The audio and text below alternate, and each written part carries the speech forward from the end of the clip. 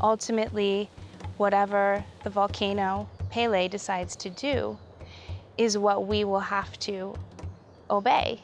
And so if she wants to flow to the sea and she wants to create more of her island and create new beaches and new lava fields, then we will allow her to do that.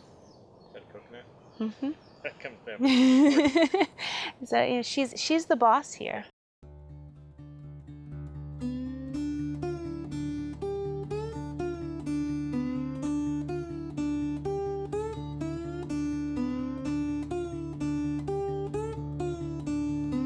The eruption that's generating the current lava flow has been ongoing for over 30 years. Historically, the flow has been to the southwest side of the island.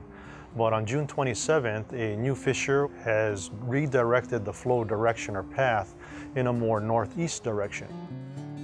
Back in October, it did enter the community. It crossed over one of the roadways there, went through a small cemetery, and it went onto one residential property, a fairly large farm property.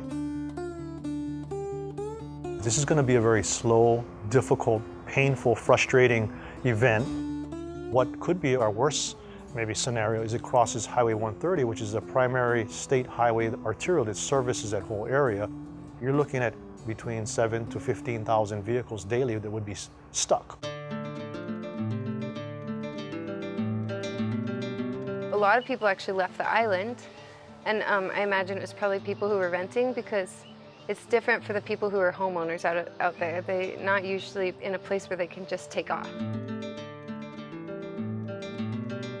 My husband and I decided we could either relocate outside of the Puna region on the other side of the flow, or secondly, the choice that we ultimately decided to make was he left his job in Hilo so that we would be able to stay on this side of the flow no matter what happened, whether it crossed the access route or not. We really love it here and we wanted to stay. Well, I think the local community living with this in our backyard for generations, for lifetimes, has come to accept that this is part of living on a volcanically active island. Fortunately, we've seen the flow advance to a certain point and then stall. So if it continues like this, we could just see a widening rather than a forward advancement and threatening roadways and other infrastructure.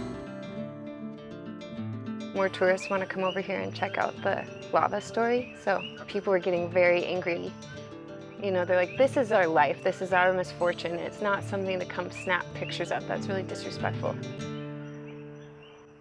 But I get it, like, hot lava's cool.